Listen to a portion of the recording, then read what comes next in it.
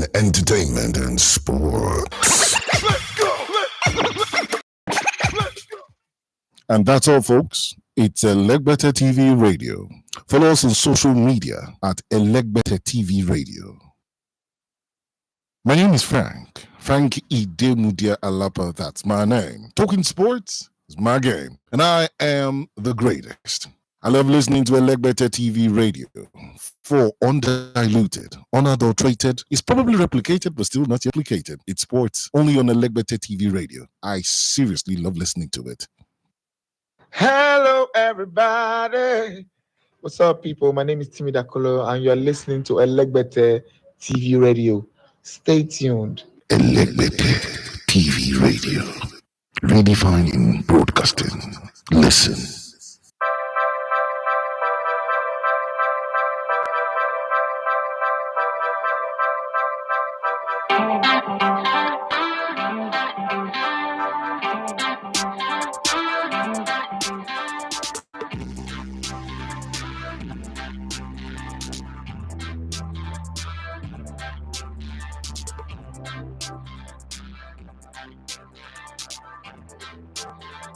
All right, good morning and welcome to the Thursday edition of the Sports Buffet on Elegbete TV Radio. My name is Idafe Matthew Esogane.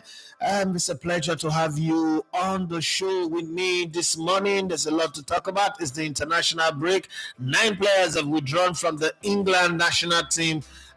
Team to play in the Group B. Yes, second division of the Nations League. England are in second division. Israel are in top division. It's a shocking thing anyway, but for anything can happen. Say what? Anything can happen. Today is the last day of speaking English before Pidgin English comes, okay? And it's the month of November, and today is a very special day to two people who are very, very special to me. Yes, my twinnies, Precious and Princess Agu. They're twins. Today is their birthday, November 14 babies.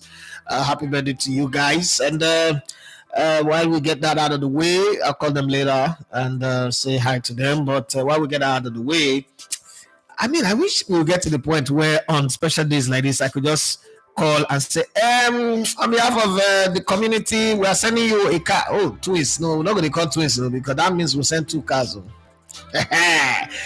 We should be very rich. No, we're sending you a gift voucher, 100,000 naira each for you people to go to ShopRite and go to cinema and go to a spa date. If not women, my men will say we have when men like to go shop. Okay, so we have a 100,000 naira voucher for ShopRite, an open ticket to the cinema with your significant order, and a voucher to go to Bay Lounge or any of the lounge on the island, apart from Quilos, because we'll not get Quilos kind of money, to go and have fun with your significant order. And then a weekend at Radisson Blue. I used to do that thing before. A weekend at Radisson Blue, a weekend at Eco Hotel, a weekend at... you know what? On my birthday is December 26th, and there's going to be worry again in Lagos. I'm going to try my best to get some tickets and give them away on my show. Yeah, I'll give them away on this show, like maybe 2 or 4 tickets. I'm imagine they guide those tickets with the life. I'm imagine they play with those tickets, but I'll try as much as I can. If I can't get, I'll buy. Yes, I already have people penciled down that I'll give ticket to. Additional Fuma definitely is there. The rumor is there. Oh, who's another member? Umoru and his wife, yes, the class prefect, and is the guy that will pick for this month already. So at the end of this month, Mona will roll out my check to that class prefect to take care of his, the giveaway. The other person for October that I pick, he said, no, don't worry. I'm okay, and I couldn't pick somebody else, so no problem. Let's move on. Well, there's plenty of games coming up today in Asia World Cup qualification, the third stage of the qualification in Asia. You have Australia playing against Saudi Arabia. They will be starting pretty soon, like 10 minutes past 10. By 1 o'clock, it's going to be North Korea, the nuclear weapon people versus Iran. That's top two Jagoda go play against each other. Bahrain will play against China by 3 o'clock as well. Kuwait to play against South Korea. And by 5 o'clock, it's going to be Oman versus Palestine. Palestine with all the fight of the war, they see the play ball. Iraq versus Jordan later. Qatar versus Uzbekistan. And then you have United Arab Emirates versus Kyrgyzstan. That's the one that is happening over there. Australia are playing in Asia. Meanwhile, in Australia and Oceania World Championship qualification second stage, you have Solomon Island were beaten earlier this morning by New Caledonia. And then you have Papua New Guinea. They were leading Fiji at one stage 3-1. I was monitoring the game. And then the game ended 3-3. Well, in the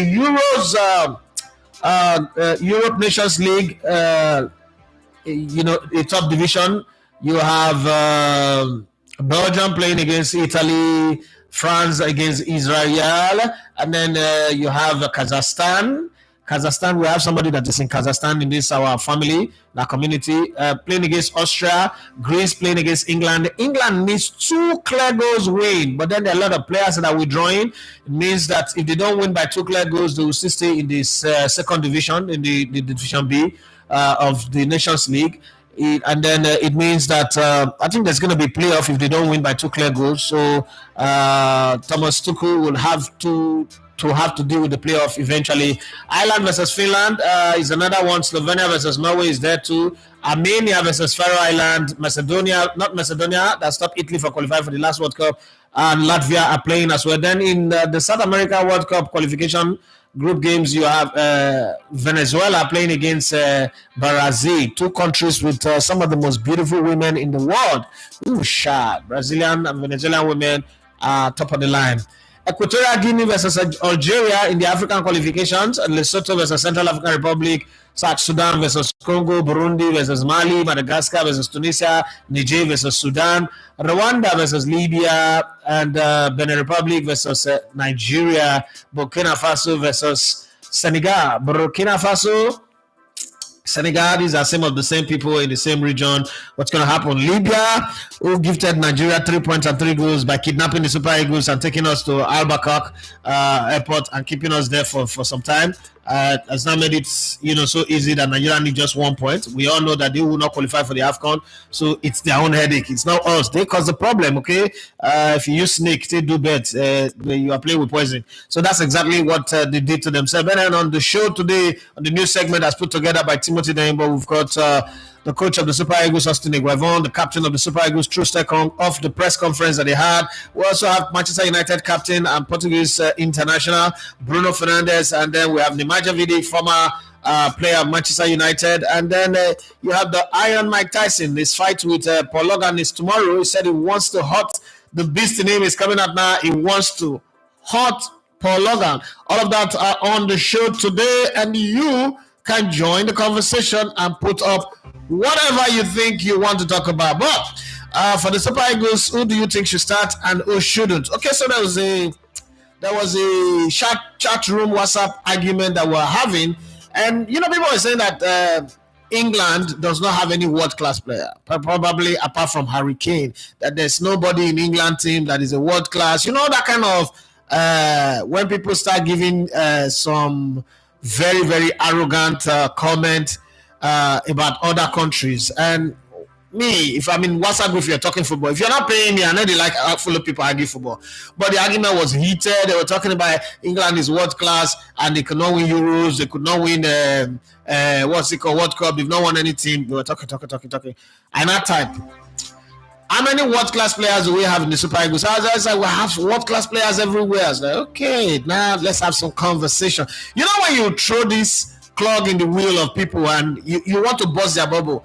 And I said, Nigeria have never got to pass the round of 16 in the World Cup. England played in the semi-finals of the World Cup recently. England in 2018, they were in the quarterfinals in Qatar. They have been in the finals of the Euros back to back. And, they have players that are winning competition.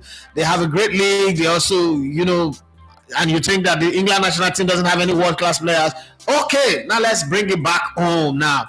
How many world-class players do we have in Nigeria? And, one guy's like, Osimhen is a world-class player. Victor Boniface, I said, go and sit down there. Victor Boniface where? Victor Boniface is a world-class social media main East, but not a world-class footballer. No, he's been dealing with injuries. I don't have any problem with him, but don't put him in the world class. And then I say, okay, go on.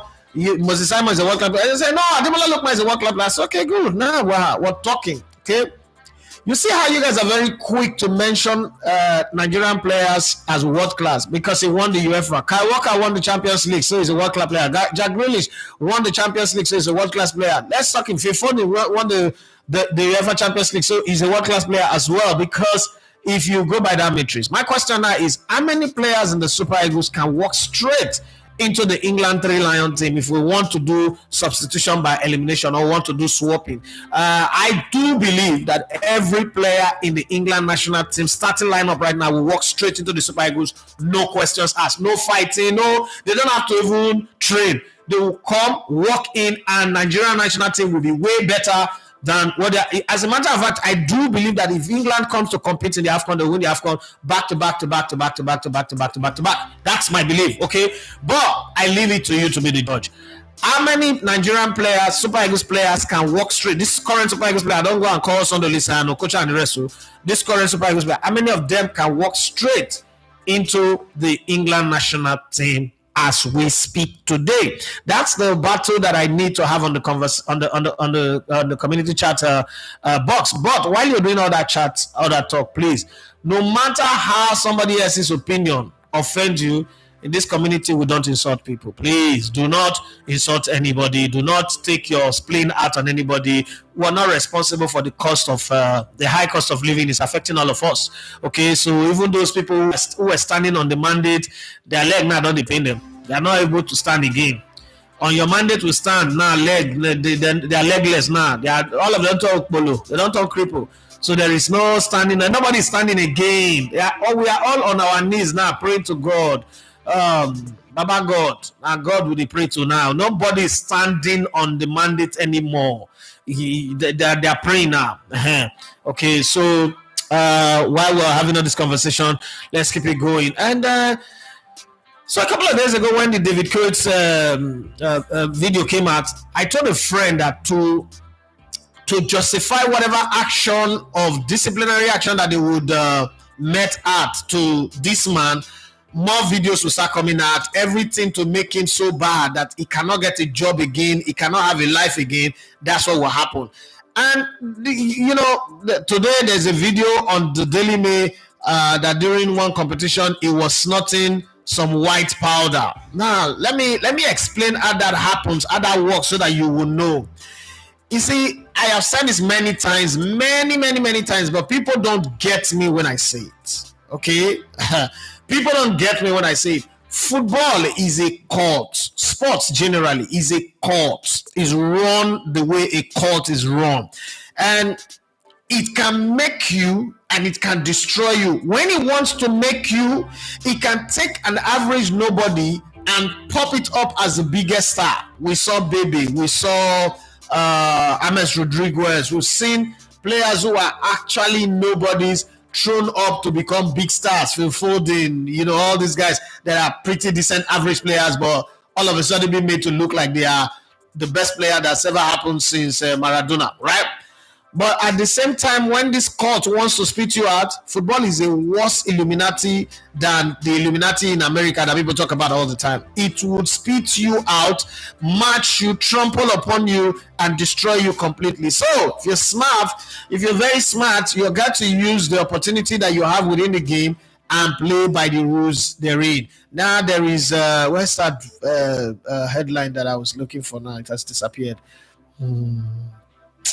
And I want to also ask, suspended Premier League referee David Coates filmed snorting white powder during Euro 2024. Okay, in new video after footage emerged of him branding your club a German count. Right? My question is, so somebody had this, this video before.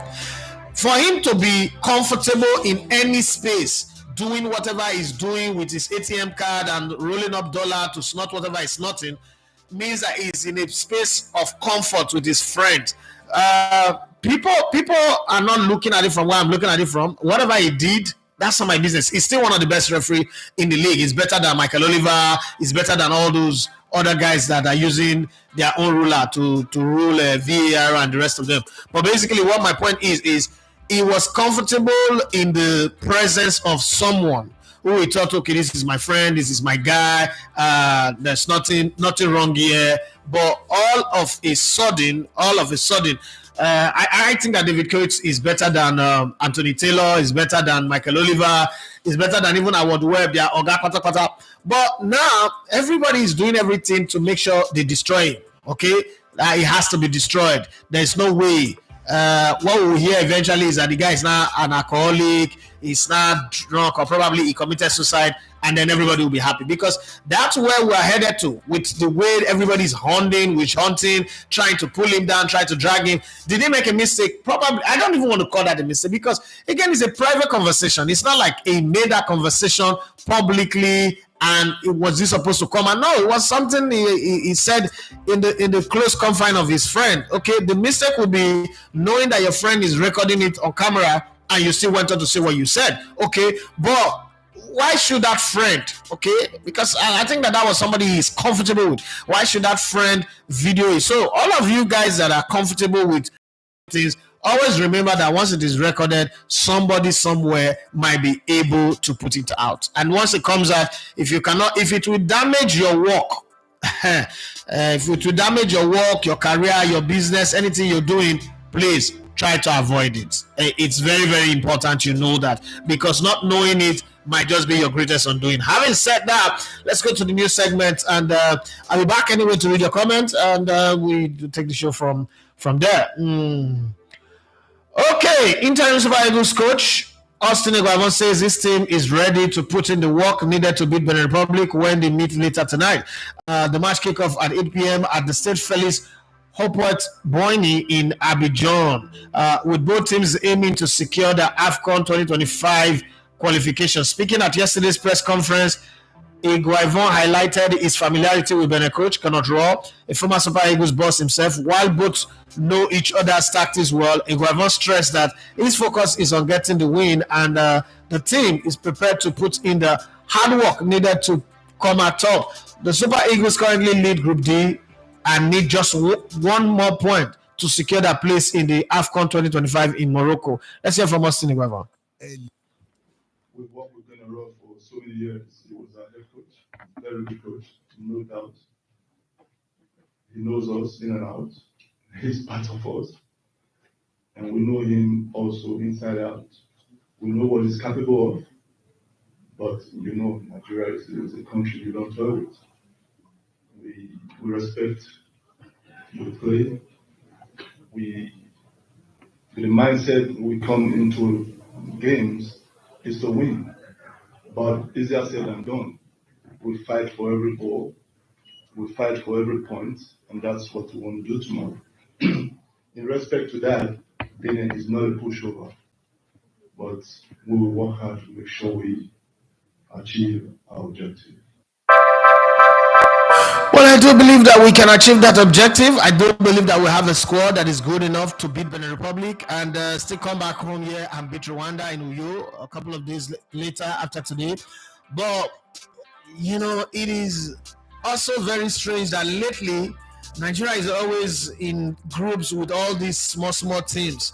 When are we going to be in group with real football teams, like solid teams that... You know what I mean? When you're playing against a solid team, you know you're playing against a solid team. Not all these teams that look like, they're not good enough. And then we're showing strength. And then when it comes to the time to play against the big teams, we'll start struggling. I think that, well, Benin Republic shouldn't be a problem. But then people who care to listen will say Benin Republic don't beat Una before, so what are you really saying? You're beating us, we're beating them, so it's not that like we're really super solid anyway. But whatever it is, let's go to the captain of the team, Trust Ekong. Super Eagles captain William Trust Ekong is confident Nigeria can secure another win against Benin Republic in tonight's match. Last month's Goals from Ademola Lookman 2 and Victor Osimhen powered the Super Eagles to a 3-0 victory over Benin Republic in Uyo. At yesterday's press conference, Ekong reflected on that result and acknowledged the growing familiarity between the teams, which can make these encounters challenging. However, he expressed confidence about another positive outing, especially with the game taking place at a stadium that holds special memories for the squad during the AFCON. So let's listen to Trust. The last game we played against Benin was in October, if I'm correct, and we won at home. We know Benin is a good team.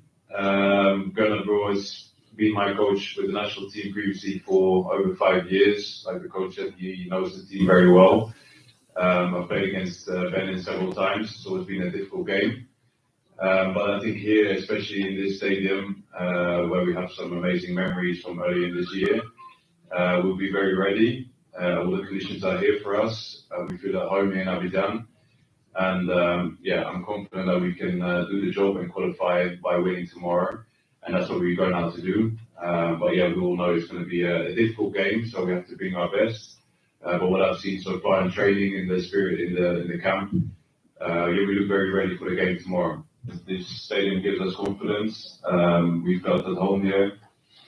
I think the Ivorian fans probably be on our side because we made it very difficult for them, but in the end, they went away happy. So hopefully we'll have that same support again. The conditions are perfect for us. We've been training well, and looking forward to the game tomorrow. But it's always a very beautiful memory, and I want to add to that tomorrow and have another winning game. Thank you so much, Timothy Dembo, for making it possible for us to get all of this insight from Cote d'Ivoire for the match Benin Republic Nigeria. Let's go to Europe now and see what Manchester United captain, the Portuguese man, have to say as he crosses the 250th appearance for Manchester United. Manchester United captain Bruno Fernandes, who marked his 250th appearance for the club in Sunday's 3-0 win over Leicester, is hopeful that new head coach Ruben Amorim, his fellow countryman, can bring success to Old Trafford. Speaking to the club's media, Bruno praised Amorim's impact at Sporting Lisbon, where he turned the club's fortunes around in Portugal. He is optimistic that Amorim can have a similar effect at United, saying he's excited for what they can achieve together and hopes that he can be successful under him. Okay, let's hear from the man who's hoping for success from Ruben Amorim. Bruno, over to you. No, obviously I watch almost all the games of Sporting, and I've seen them playing. As I said in many interviews, is someone that brought the excitement back to the club. He brought a lot of good things for the club. And hopefully I hope that he can do the same here, because sometimes a person can change the energy of a space if it's the right moment, and we hope that it can come, and this is the right moment for him to come and bring his energy, bring his qualities and his knowledge of football, because he's done something really, really special at Sporting. If someone doubt about that, is about just looking at the past, and Sporting was about to be about 20 years without winning the league, and he got back to win the league, and he won it 2 times in 4 years with a really youth team in a moment of change. So hopefully he can do the same year for us, and it's going to be a successful time for all of us. Man United are definitely cooking. If you take them for granted, if you ignore them, that's at your own peril. I think that with Ruben Amorim and the structure, Ineos does not have a history of success, but it means that they will be desperate, they'll be hungry, and in the context that I'm using desperate here, I'm not using desperate to say that they will make a lot of mistakes. I mean, even the most perfect plans still does have its own mistake. I'm just very, very feel confident that Man United are about to turn the corner, and it's not just about Ruben Amorim. I like the fact that Sir Alex Ferguson have been sleeved off, have been sharia'd out of the club. I don't have anything against Sir Alex Ferguson, but I think that he was always wrong to put the baggage of Sir Alex next to every of the coaches that have come here. He goes to the stadium. If he wants to come, he should pay his way and come and watch if he wants to. No, I don't have a problem with that. But to come sit in the state bus and then the new coach is standing on the touchline looking up and see Sir Alex Ferguson, like it or not, it is a burden. Whether you like it or not, that's a very big burden to carry on your shoulders, and it's easy for you to make mistakes. But then now I think the slate is clean. Some of the players know now that this guy can come. He's a no-nonsense guy. He can come in and kick them out if they don't shape in. Those ones that are sucking up to Ruud van Nistelrooy, they will soon get their own road shock and all that. I'm not talking about road shock. So let's talk about somebody who played with Ruud van Nistelrooy some time ago, who was a faithful servant of this club, or was also kicked out, unceremoniously. Former Manchester United captain Nemanja Vidic has shared his thoughts on the club's new manager, Ruben Amorim. Speaking with Sky Sport, Vidic described Amorim as a positive character with a winning mentality that shows in his work, both as a player and now as a coach. Vidic admitted that bringing success to United will take more than just Amorim's coaching skills, but is hopeful that his appointment could be the right one. He added that while he's also being optimistic with past managers, he genuinely hopes Amorim can finally help United get back to competing at the highest level. Let's hear from Nemanja Vidic, one player that I love with his beautiful cat eyes. I know that he was very successful in Sporting Lisbon, that he did fantastic for the club. He seems like a very positive guy.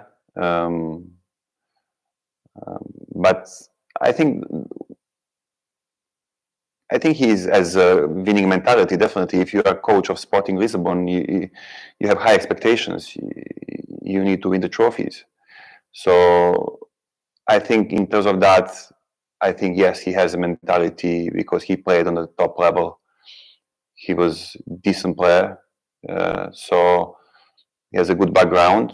But for me, what the coaches and managers need to have in modern world is obviously, first of all, good recruitment and ability to deal with the players, media, even with the people in the club. So you need more things than just to be the coach. I hope that he's the right fit for the club. And to be fair, with every manager came to the club before, I always was kind of positive, and I wish and I hope that he's going to be right fit for the club, and that finally we will start competing even on a bigger level and finally win the big trophies. This is radio like you never heard before. Elegbete TV Radio, the pathfinder for radio.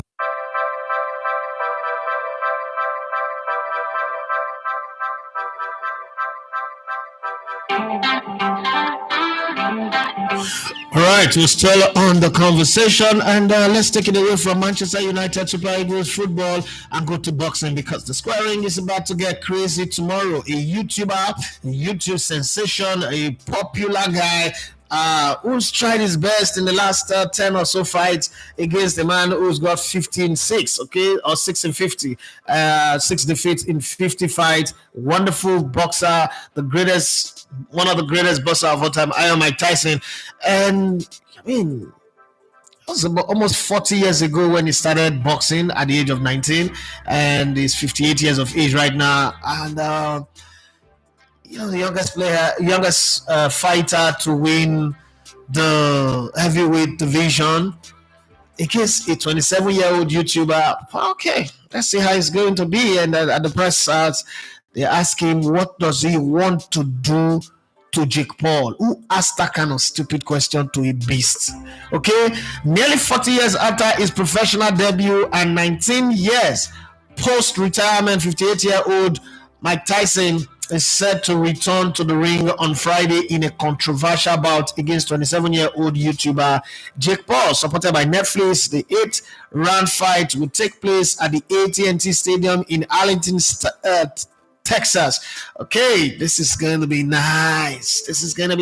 Okay, in an interview on the Stephen A. Smith Show, Mike Tyson revealed that he's fully prepared to face Jake Paul, explaining that he tends to take on challenges that intimidate him. Whenever I'm scared to do something, that's when I know I have to do it. Tyson said, adding that he believes he will hurt Paul in the ring. The highly anticipated fight will be streamed live on Netflix. I can't wait. Netflix. Meanwhile, all these channels, Amazon Prime, Netflix, YouTube, are now investing in sports. You know, normally they just invest in content. In this one, they're not investing highly in sports. It's good for me, who is a sports content creator, because that means that they are branching off. They would eventually need people like us on the long run. Okay, just for record's sake, you know, we're in YouTube. We're talking on YouTube, so let's have some talk around YouTube. There are 10 million YouTube channels with at least 1,000 subscribers or more. Okay, here are some other YouTube channel statistics that you need to know. 520,478 channels have at least 100,000 subscribers. 2 million channels have at least 10,000 subscribers. I belong to that group. 28 million channels have at least 100 subscribers. I belong to that group as well. As of September 2024, there are about 2,164 YouTube channels with 10 million subscribers. So, laka. The day I get to that place, you know that me and Dangote were on the same page. We'll be having meetings. Hey, Dangote, come. Hey, you have a refinery. I have 10 million people who are on my channel. Come, sit down. Let's have a conversation. See this road. This road that leads to worry that we're having problem. Let's leave government out of it. How do we collaborate and fix it? Okay, Dangote, I want to build, you know, you are the merchant of cement. I want to build 4 massive hospitals. Yeah, I want to build 4 massive, very, very massive hospitals. I already have the drawings. I will need to collaborate with you. You supply me cement. I will get the rods and the other things, and I'll get maybe Julius Berger or G Kappa or, you know, any of those people to come, Kappa the Alberto, to come and then build it. Okay, to have multiple wings for children and mothers, pregnant mothers, general practice, specialist side where you have brain surgery, cancer treatment, you know, all those kind of thing, yeah, right? And that, you know, I'm going to talk very slow now. The cement is costing this. I said, don't worry. Don't worry. Just give me your quotes. It's okay. Give me the coordinate. How many bags of cement will be needed? I said, okay, let me call. Who's the best architect now that can put all this thing together? The quantity surveyor. Is that not what they call it? Okay. I think I try small shot. In 2023, Nigeria had the most YouTube channels with over 1 million subscribers in Africa, with 45 channels reaching that milestone. South Africa have 25 channels with over 1 million subscribers, and Kenya had more than 14. You can also watch, you know, videos and get the information. I'm just saying that so that, yeah, somebody wrote me the other day that the way Nigeria is, the way internet is, no, that dream of hitting 1 million is not possible. Well, in 2023, there are 45 channels reaching over 1 million in Nigeria. And by this time, I think we are more than that. So if you're there, I'm here, I'm ready. Let's get it on. Is it me or something is... Okay, yeah, I've seen it. Okay. Your chat, your comments were all blank, were disappearing. So I thought... maybe I don't know what to do. Well, let's listen to Iron Mike Tyson. Iron Mike, my guy. Have this fight. Just the fact, this is what I want to do. I want to get out of my comfort zone, and I want to test myself. Whatever I'm afraid to do, I do it. That's just my mentality. If I'm afraid to do something, I do it. I think he came a long way as a fighter. Built himself on Roy Jones, Mike Tyson, caught, and he built himself up to be quite a sensation. And I think it was only right. It was a no-brainer for me and him to fight. I started him on my card. And then, well, I feel in great condition. Monday, Tuesday, Wednesday, and Thursday I box the round, and I don't know. I'm ready. I don't look at it as I'm some old guy that's decrepit going to fight this young guy. I'm fighting a guy with 10 fights. You know, he's sensational and he's hot, but fighting a guy with 10 fights, and I just think I can handle this situation. I'm going to hurt him, yes. My whole existence. It's everything. Listen, I hope he's taking this very seriously. that his health depends on it. I stopped doing drugs. I stopped drinking liquor. I stopped throwing my life away, and I took my life serious. I became basically a responsible family person. My advantage is that I'm just a better fighter.